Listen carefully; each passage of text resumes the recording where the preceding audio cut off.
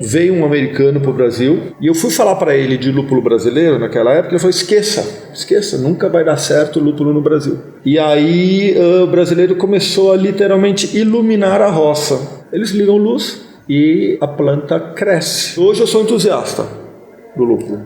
Eu acho que o lúpulo tem um mercado gigantesco pela frente.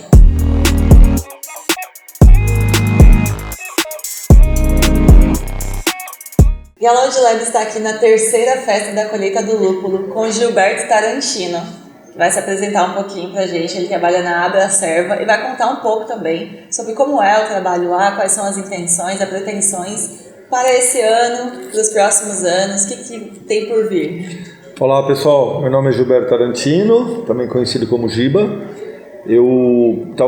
Outro dia eu errei, eu falei que eu estava há 15 anos no mercado. Não, eu estou há 17 anos no mercado, comecei em 2008, importando as primeiras. Naquela época não tinha IPA, que hoje é uma febre, né? Existiam as English IPAs, não as American IPAs. E eu vim do comércio exterior e em 2008 eu vi no mercado de cerveja importada, naquela época, uma oportunidade. Então eu fui para os Estados Unidos, comprei 2 containers de cerveja e montei uma equipe. Então peguei um sommelier de cerveja, que não existia naquela época, um cara fera de vendas, uma pessoa de importação e eu.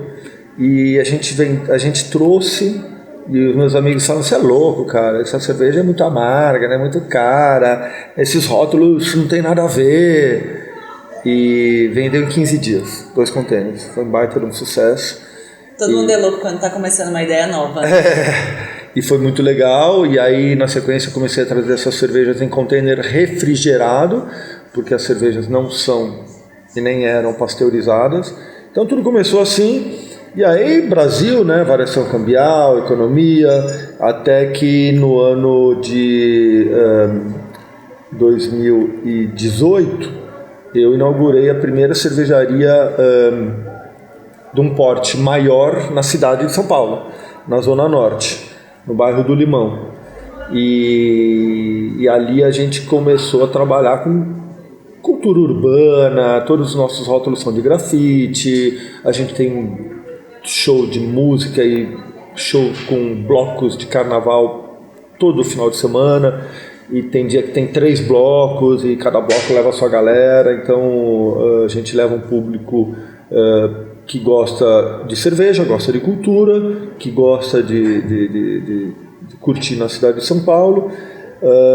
E aí isso em 2018, até que na pandemia, em 22, eu fui convidado para assumir a presidência da Abracerva, que é a Associação Brasileira de Cerveja Artesanal. Foi um grande desafio. Eu nunca quis isso. Sempre achei que era uma bucha, uma roubada. Mas, enfim, acabei aceitando, encarando. E há um ano eu assumi a presidência também da Câmara Setorial da Cerveja dentro do Ministério da Agricultura. Então, ou seja, tudo que eu falei na minha vida que eu nunca ia fazer, que era ser diretor de clube, até síndico do meu prédio eu sou. Então você vê que eu gosto de roubada. Mas a gente está... eu saí do dia a dia da minha cervejaria, né? Tenho mais 2 sócios lá, a cervejaria Tarantino, e eu estou como executivo mesmo da associação. Então eu trabalho 24 horas por dia, acabei fazendo várias parcerias para viabilizar a associação. Entre elas eu trabalho com as grandes cervejarias, que muita gente não gosta, não entende, mas a gente precisa deles para um monte de assuntos, e a gente vem tendo sucesso nessa parceria aí com o Sindicerv, que é o sindicato que reúne Ambev e Heineken, e a gente vem fazendo uma série de trabalhos a nível de relacionamento governamental, uma coisa que pouquíssimas pessoas olham, mas assim, é muito importante para o nosso futuro. E você que veio de comércio exterior, como que você enxerga a criação do lúpulo aqui no Brasil, aqui em Araraquara especificamente, e entre a gente ter várias tarifas agora para poder importar certas coisas, mas como que você enxerga isso, a produção do lúpulo aqui no Brasil? E o consumo também, né? Como eu te falei, como eu fui um dos pioneiros na importação de cerveja americana, eu sempre ouvi e de mestres cervejeiros reconhecidos e admirados no mundo da cerveja. Então, assim, Brewdog na Escócia, Mikkeller na Dinamarca, e nos Estados Unidos várias, como Flying Dog, Anderson Valley e Rogue. A marca Rogue, que é uma marca que fica no estado do Oregon, que é no norte dos Estados Unidos, tem uma fazenda, chama Rogue Farms. E eu fui numa reunião da Rogue e nós passamos uma noite nessa fazenda, que é assim, maravilhosa. Tudo que é produzido na fazenda eles usam nas receitas deles. E essa fazenda era da Bart Haas. Bart Haas é o maior produtor mundial do mundo. Então era uma fazenda de lúpulo gigantesca, enorme. Eu vi aquilo, isso em 2010, alguma coisa assim. Eu fiquei maravilhado, né? Falei, caramba, que coisa grande, né? Mas eu sempre fui informado que o lúpulo só crescia nas regiões frias, ou seja, nos polos do globo. E em 2020 veio um americano para o Brasil, o nome dele é Stan Hieronymus, quem é do mundo da cerveja conhece. Ele é um escritor, é um cientista de lúpulo. E eu fui falar para ele de lúpulo brasileiro naquela época, ele falou, esqueça, nunca vai dar certo o lúpulo no Brasil. Aí tem aquela piada, né, que brasileiro tem que ser estudado pela NASA, e aí o brasileiro começou a literalmente iluminar a roça. Então, das 18 às 22 horas, como aqui no Lúpulos Guarani, né, eles ligam luz e a planta cresce. Então, quebrando os paradigmas, eu e toda a galera está constatando que o problema não é o frio, o problema é o fotoperíodo, por isso da iluminação. E isso vem deixando a todos, e eu também, né, muito entusiasmados com o lúpulo. Então, eu achava que não ia dar certo, eu aprendi nunca vai dar certo no Brasil, mas hoje eu sou entusiasta do lúpulo. Eu acho que o lúpulo tem um mercado gigantesco pela frente, mas muito grande. O Brasil é o terceiro maior produtor mundial de cerveja, ficando atrás da China e dos Estados Unidos. E 99%, ou 99,9% do lúpulo é importado para atender as grandes cervejarias e as pequenas. Então imagina, isso que está sendo apresentado hoje aqui, e eu rodei também algumas fazendas de lúpulo, acho que um dia eu vou investir também no lúpulo. Aqui é a entrega de um projeto.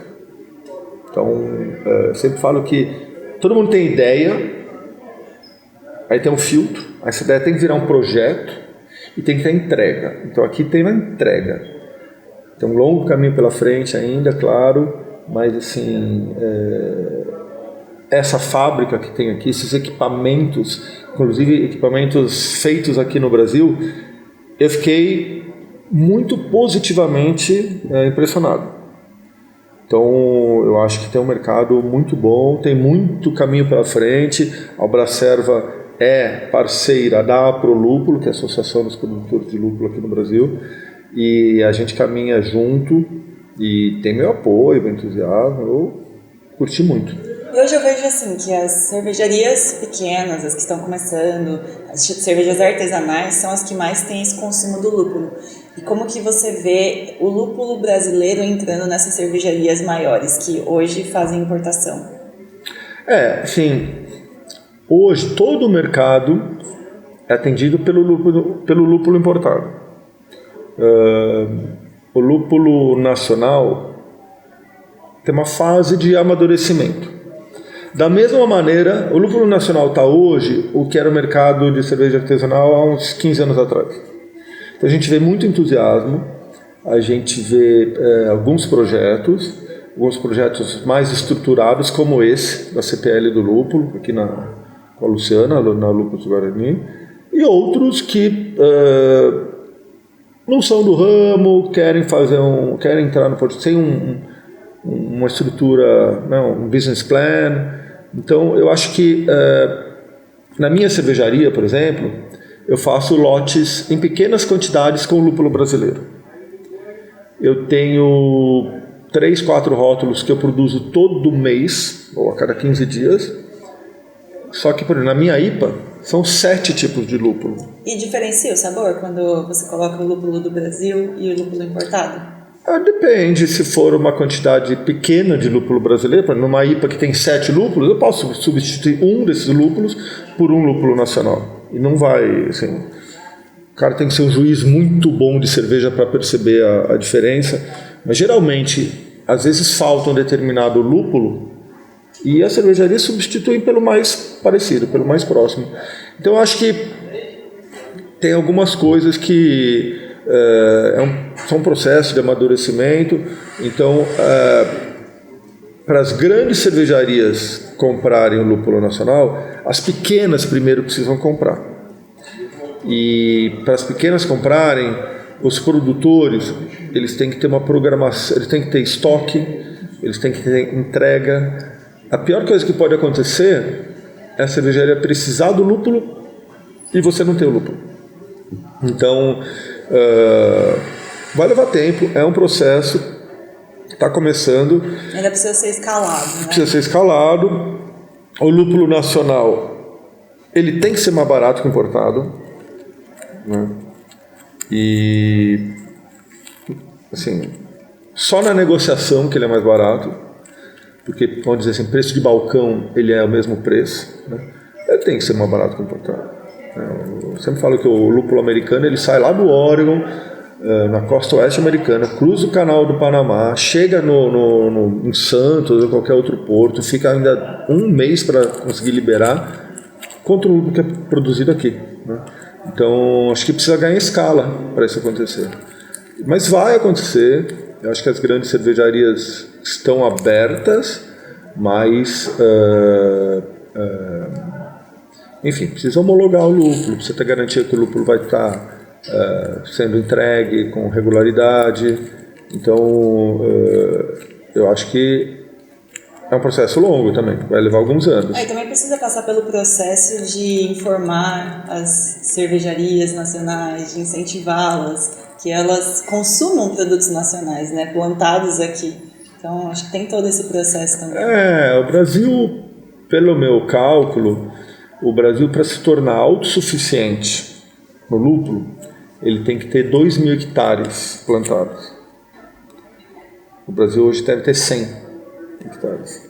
Então, eventos como esse que estão acontecendo aqui em Araraquara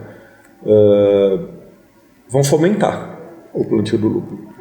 E ontem eu já vi outros projetos de lúpulo, já vi investidor interessado no lúpulo.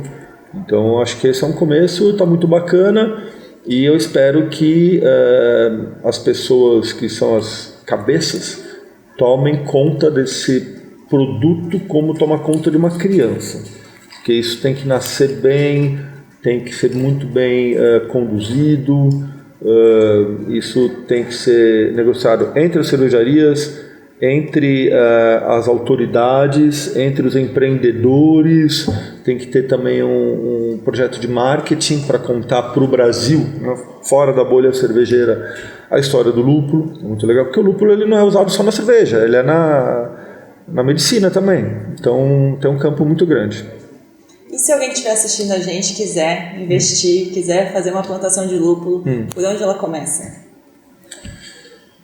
Olha, existe a Prolúpulo, que é a Associação dos Produtores de Lúpulo, que eu, como dirigente da Associação de Cerveja, sempre falo que é bom estar junto do movimento, de quem cuida. Existem projetos para serem visitados, fazendas de lúpulo. Eu tenho certeza que todo mundo que planta lúpulo hoje gostaria de ter um investidor. Pode ser um investidor grande, investidor anjo, mas todo mundo gostaria de ter esse tipo de apoio. E, enfim, como eu falei também, eu tenho uma veia empreendedora muito forte. Então, eu estou olhando para esse projeto de lúpulo faz uns 2 anos.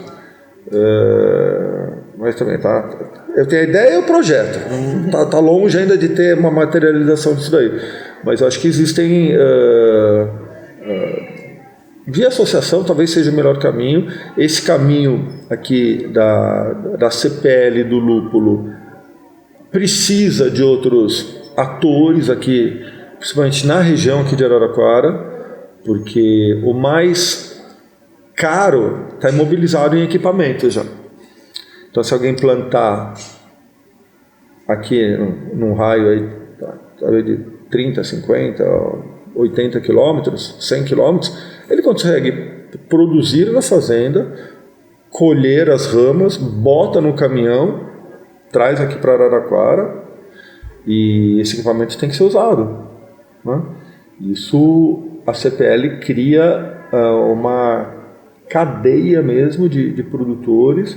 Então isso vai envolver o agro, isso vai envolver o cara do frete para trazer o lúpulo para cá, isso vai envolver a utilização dos equipamentos. Esse produto depois ele vai ser vendido ou distribuído por alguma empresa que por sua vez vai contratar uma equipe comercial, uma equipe de venda, vai ter um marketing nas mídias sociais, então, e vai comprar caixa de papelão. Então, a cadeia mesmo que a CPL quer atingir. E tem algum Instagram, tem redes sociais que as pessoas possam seguir, acompanhar mais? Como tá? Sim, nós temos o Instagram da Abracerva, que é o Abracerva Oficial, que está muito bacana, que a gente coloca várias notícias legais. Tem o Instagram da minha cervejaria, da cervejaria Tarantino, que é o Tarantino Cervejaria, e a gente realiza uma série de eventos culturais também, que é o Tarantino Cultural, e o meu pessoal é o Giba Tarantino. Muito bom. A gente agradece a sua presença, muito boa a sua palestra aqui. Imagina. Eu que agradeço a oportunidade. E que a gente consiga crescer esse mercado do lúpulo aqui no Brasil e ter maior consumo. É verdade. Tamo junto. Obrigada. Obrigado. Valeu.